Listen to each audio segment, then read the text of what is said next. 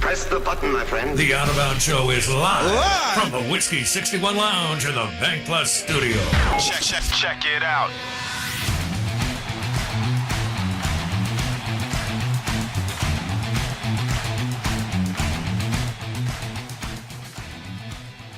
Even though he won't watch the game, we wanted to have Dave Bartoo on so that hopefully he'll tell us what he's going to cook and maybe sip on, since he's in the middle of Pinot Noir country and craft beer country for sure.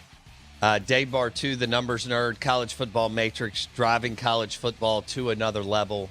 He joins us on the Farm Bureau Insurance call-in line. This is the Out of Bounds Show, ESPN 105.9 The Zone. You do know that the Chiefs and the Eagles are in the Super Bowl, right? Pretty sure. Okay. Pretty sure. Actually, when you said it, I did have to hesitate for a second just to make sure that that's who was there. But no, I, you know me, I scoreboard watch. I don't really watch the games at all. I'll just watch the scoreboard, and like the Super Bowl, if it's close, I'll turn it on. Yeah. Other than that, yeah, you know. Plus, it's conference championship weekend for my kids' university and for the swim team. So we'll be engrossed with that for the good portion of the weekend. How far away is that? Like 3 hours. Okay. It's not bad. I mean, out You Griswolding it? Out here, yes, we are, dude. Road trip. Actually, me and Mrs. Matrix have been to every road swim meet this year. So, Okay. yeah, no, we've been Griswolding. Do y'all tailgate? I mean, do you have a craft beer? How's that work? No, no, we don't tailgate because these things are pretty quick in terms of the dual meets. You just kind of show up and go, but they have one big home meet a year, and we'll get the travel trailer out for that and tailgate that thing for 3 days. Mm-hmm. So, but that's back in November. So not this one. This one's load up this is totally Griswold, and it load up the car, throw in the mutts, and here we go. Okay. All right. Well, hey, I wanted to let you know that we've made Bama fans mad because we claim that Jalen Hurts is an Oklahoma Sooner because he finished his career at Oklahoma, and it rubs them wrong, you know, because we've been talking about it nonstop that, you know, at the end of the day, we think Jalen is more Boomer Sooner than Roll Tide. How do you see it? Well, you know, that's an interesting paradigm with the transfer portal, because how many guys are you emotionally connected to anymore? Because don't we love the guy that signs with State and stays there for 4 years and goes to the NFL and you just cheer for him because he's State the whole time? Good point. You know, but is he really State if he shows up for one 90-day period to get paid to play some football and leave? Is that really a State? Okay. You know, or Ole Miss? You know, I just wonder about the psychology of the whole thing. You know, the connectivity to it. How much are we losing? Personally, I'd ask Jalen. Jalen's probably like, I don't care. I'm neither. I wasn't at either place long enough. Right. You know. Right. I would imagine in his heart. I mean, if it's me, right, I'm probably at the first place I committed to. I'm probably Alabama. Right. Not to shoot your theory down, right? And I know you're doing it just to troll Bama fans.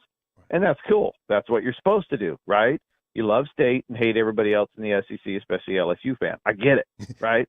So that's the rules, 24/7 down there. You guys are nuts. You know, I think it also adds another question to it is, you know, how do we treat this going forward? You know, and I think it just comes down to the player. How much does the player support the university? It seems to me, correct me if I'm wrong, that Hurts talks a little bit more about Bama than Oklahoma, but I could be wrong. He does. Yeah. He does. All right. So were you devastated? No, tell me your level of disappointment when Oregon lost they lost two, but the one that was close was when Cam Newton drove Auburn down the field at the end. So what was your not any, a lot, what was your level of disappointment that night? That one, you know me, I'm not that emotional with this stuff. I still see it as entertainment. It doesn't bother me at all. I don't think about it. I do know going into that game. The reason I went to that game, I didn't go to the Ohio State game. I sold my tickets off, and we didn't go. And I promised the kids I'd just buy them a new big screen TV at the time. And so that's what we did. We sold off the tickets and bought a new 60-inch TV, and we put it downstairs in the man room, and we watched the game on our new TV while they got their arses busted by Ohio State, because I'm like, this guy's going to kill him. But with Auburn, I was like, I went to the game, and because I knew this is the best shot for Oregon to win a national title, because you got Cam, you got one defensive player, you got Ted Roof. Come on, man, Ted freaking Roof. That's embarrassing. And so I really believed that Oregon, this was their shot. This was their one true shot. Now it turns out it wasn't their best shot. It turns out to be their second best shot. But I went there with the excitement of knowing that game was absolutely winnable. And just couldn't get it done. Yeah. But it's nothing that I ever look back on. Oh, by the way, the stadium in Phoenix sucks. Jiffy Pop's Corn Stadium, that place is horrible. What a dump. It's embarrassing to have these college national championship games indoors on these rugs. Oh, you're talking Auburn. It's terrible. Oregon, yeah. Auburn, Oregon, yeah. It is terrible. It was terrible. The venue was terrible. But Auburn fan was cool and everything like that. So I was excited for the game, and it was disappointing that they lost, but it doesn't. I'm really numb to it. I do so much work in college football. I mean, look at you're calling me, and I'm doing 3 different coaching searches for 3 different programs right now. I got data everywhere. As soon as I'm off the phone with you, I'm back on the phone with coaches. It just doesn't stop. So I'm a little less emotional than y'all down there, but it's also I'm in Oregon and we don't care except if our teams are in the top 25. You mentioned a couple of things, Dave Bartoo, on the Out of Bounds show to me in the last week, and you said, like, you know, we can all get excited about the offense in the NFL during the season, but you said defense wins championships still, even with the evolution of the game. Isn't that what something close to that? Yeah. So I part of what we have done to expand our grading program, our grading process, okay, is you know how we do coaching searches, obviously, for college football programs, and we look at offensive coordinators and defensive coordinators.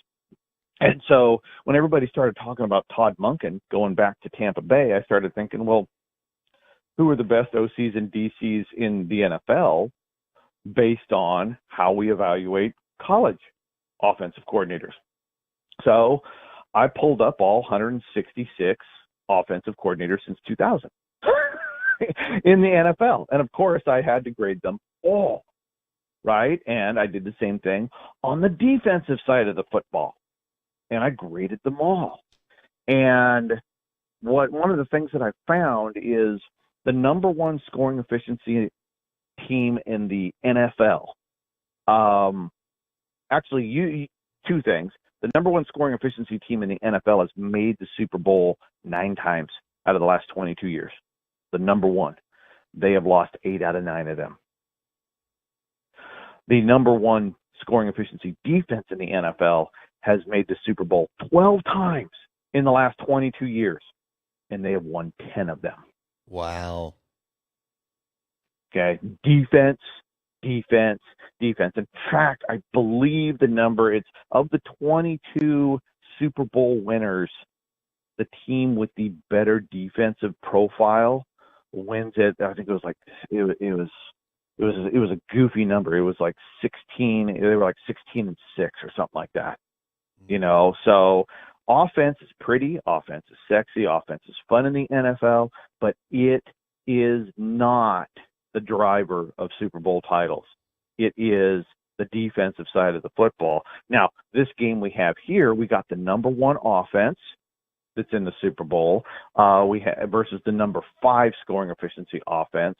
And then we have the number 10 defense in Philadelphia, I believe, versus the number 14 defense in Kansas City. So it's a very, very balanced Super Bowl. These are the number 1 and number 3 total team scoring efficiency teams in the Super Bowl as well. So this is a great Super Bowl. From a number standpoint in the season, neither one of these teams are very good compared to past Super Bowl winners and losers. But I'm going with the team with the best unit on the field this year. That is Kansas City. But historically, the best defense wins it, which is Philadelphia. So either way, I'm going to be right. See what I'm doing here? Either way, I'm going to be right. All right, before we get into Tommy Rees and Kevin Steele, you mentioned the last 22 Super Bowls in the 2000s. Yeah. Like who? I don't even know if you know this off the top of your head. If not, we'll move on. Like who was one of the worst teams to win it? Oh, that Giants team was it 2007? Yeah, they beat the Patriots. Oh, dude, you look at them compare. Look, everybody that has won or lost a Super Bowl this century, everybody, they have at least one unit that is top 10 in offense or defensive scoring efficiency. They have at least one top 10 unit. So try to put that in your mind. You got 44 teams on the board. Okay. 43 of them have a top 10 offense or defense. The only one without a top 10 offense or defense was that 07 Giants team. I think they were 15th in offense and 17th in defense. Wow. I mean, it was, and you think about it, there's 32 teams, 31 at the time, 15, 17, that's the middle of the road. That's 8-8. I think, didn't the Giants go into the playoffs 8-8 that year? Yeah, they were a wild card team and played on the road all the way through and then went to the Super Bowl. It is unbelievably inexplicable how they pulled that off. Not just winning the Super Bowl, but all the teams they beat to get there. And the fact that New England lost that football game, I mean, they're probably still paying the fine from the NFL for that, because in 2017, I believe that was they were top 3 in offensive scoring efficiency, and their defense was top 10. I mean, it's just not even. It just wasn't even close. Yeah, that offense was averaging over a point every 2 snaps. That was I think that was the 1, 2, 3, 4. That was the 5th best scoring efficiency offense in the last 22 years in the NFL that lost to the Giants. So not only do the Giants numbers say there's no way they should be here, they shouldn't even be in the Super Bowl. They shouldn't be winning the Super Bowl. They beat, and this goes back to great offense doesn't win Super Bowls. It gets you there, but it doesn't win them. Mm-hmm. And New England had one of the top 10 offenses that we have seen in the last 22 years, and they couldn't get it against. They were shut down. Oh, hell, and probably the second most improbable one was the Giants, 4 or 5 years later, 2011? Mm-hmm. 12, 13, something like that? Oh, both those teams. Now, who's the head coach? Was Coughlin the head coach for both of those? And Tom Coughlin was the head coach of the Giants, and Steve Spagnuolo was the defensive coordinator in the first Super Bowl win by the Giants in 2007, and he is currently the defensive coordinator and has been for the Kansas City Chiefs. Dave Bartoo. Nice. Yeah. I mean, see, so that's one of the reasons I did the numbers is, look, quarterbacks drive everything. You look at Aaron Rodgers, he's had 5 different offensive coordinators. His average annual scoring efficiency is the same with all. It's the same across the board. It doesn't matter. You and I could go call plays, and I'm telling you, he'll be, his index will be 2.54. It's just quarterbacks incredibly drive the league.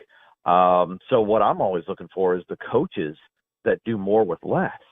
So like whoever the head coach was and the coaching staff of the Giants in '07, dude, that's a group of dudes right there that know how to coach football. Not that like Belichick doesn't or anything like that, but he was gifted the best quarterback of his generation that happened to last for, whatever drugs Tom takes. I want them. If he puts out a bottle of Tom's Forever Elixir, I hate to say it, I'll fall for that. I want I love I it. want to know what kept him alive in the NFL. But yeah, those two Giant teams are off the charts, unbelievable that they won it. That 2011 New York Giants team was 25th in defensive scoring efficiency that year. Wow. 25th that year, I believe. Coughlin's a dude, man. He won. Dude. Expansion franchises don't win. And when he was at Jacksonville, Bartoo, he ripped off 4 straight playoff appearances. And when Houston and all these other teams join, they lose and lose and lose. So he's special guy. Spagnola is really good. Now, on the flip side, the most badass Super Bowl team, yeah, okay, inside the numbers, might be the 2013 Seattle Seahawks. They were when they number smoked one. The Broncos. Dude, they were number one in offensive scoring efficiency. They were number one in offensive scoring efficiency for the regular season. They were number 3 in defensive scoring efficiency. Their total team scoring efficiency was 68% above the league average. That was on paper, by the numbers for that season, that might have been the best team. Oh, and the 2016 New England Patriots, number 1 in offense, number 5 in total defense. Wow. Okay. Yeah. So it's the NFL it's what you would expect. There's a lot more parity there, right? Mm-hmm. But when you look, it's not like college football where I can narrow it down to look these 4 teams every year based on their recruiting and their coaching profile. The NFL isn't like that. But of the 44 teams that have won and lost an NFL title, all but one of them was top 10 in either offense or defense going into the playoffs. They had to do something really good walking into the playoffs. That's wild. All right, Dave Bartoo on the Out of Bounds show. Do we want to go draft or get into Tommy Rees and yeah, well, we've got plenty of time for the draft. All right.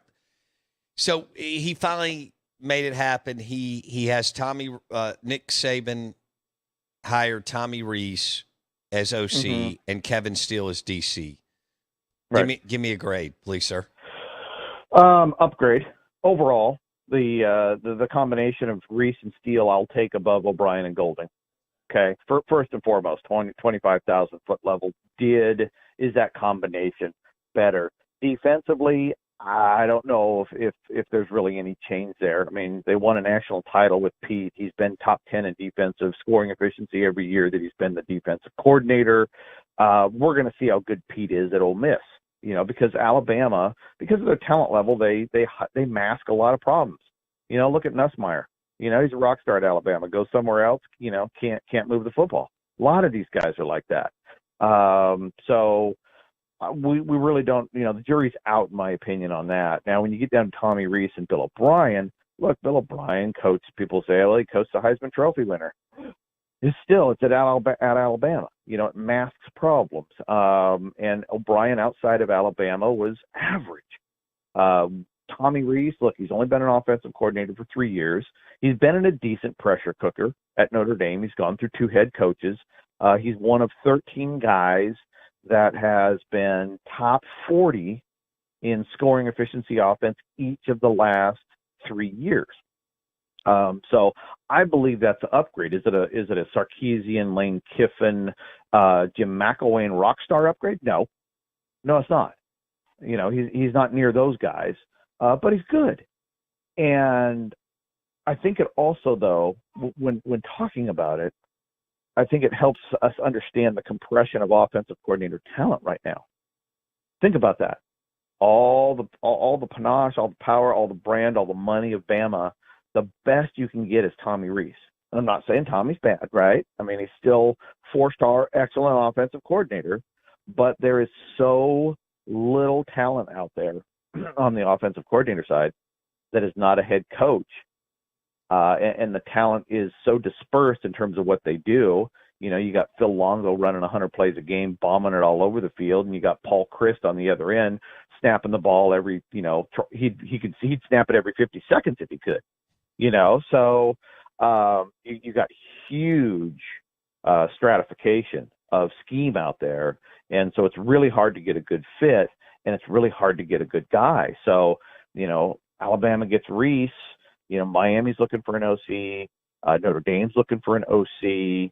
And, there's just not much out there for the upper end brands to acquire as a really good offensive coordinator, unless you're going to take a risk on a big time up and coming guy that nobody can see. Okay. How do you think, I've only got a minute. So Paul Christ is still out there, right? He is ground and pound, I just don't think his scheme fits the mentality of a lot of guys. It might fit more at a Notre Dame. I could see Paul Christ there for sure. Can't see him at Miami at all. The one guy that I love, mixing this whole thing together, one guy that I really love, whose numbers have been fantastic in college and in the NFL. Fantastic numbers, even had an NFL MVP. That's Greg Roman. 50 years old, been offensive coordinator in the NFL and college for 12 years. The numbers he has put up is tremendous. Somebody needs to grab him. NFL or college, I don't care. That guy needs to be calling plays somewhere come September. We'll leave it there. Dave Bartoo's going on a Griswold journey to see one of his kids wrap up their swimming career in a swim meet over the weekend. But he will keep an eye at times on the Super Bowl. And good deal, bud. Well, I hope you have a good week. And we hope to see you soon. Yep. You know where I'm at. Always available, buddy. Okay. Take care. Dave Bartoo, the numbers matrix guru. He loves that. Insider expert on the Out of Bounds Show and the Farm Bureau Insurance Guest Line. The Out of Bounds Show is brought to you by Kinetic Staffing. Speaking of recruiting, which we talk about all the time, kineticstaffing.com. And Alan Lang and the team at Kinetic Staffing will walk your company through the right place to find the talent that you need to achieve excellence in your firm, your business, your tech company. Build your talent bench. Leverage their extensive talent network. KineticStaffing.com. Alan Lang and the team. Executive search and long-term staffing leader. Alan Lang, KineticStaffing.com. Choose the winner among contract staffing firms and get the right people on the field and take your company or firm to another level. KineticStaffing.com. Have a great day. We'll see you tomorrow.